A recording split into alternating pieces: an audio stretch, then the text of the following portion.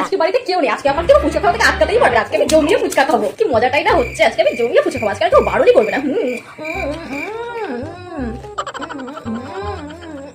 বলো বৌদি, তুমি একা একা ফুচকা খাচ্ছ? বোন, তুমি এত তাড়াতাড়ি চলে এলে যে? হ্যাঁ, আমার কাজ তাড়াতাড়ি মিটে গেছে, তাই আমি তাড়াতাড়ি চলে আসলাম। ও, অনেক খেয়েছো, এবার আমাকে দাও, আমি খাবো। জানি তো তুই খাবি, কিন্তু এখন আমি কি করবো? হ্যাঁ, আইডিয়া।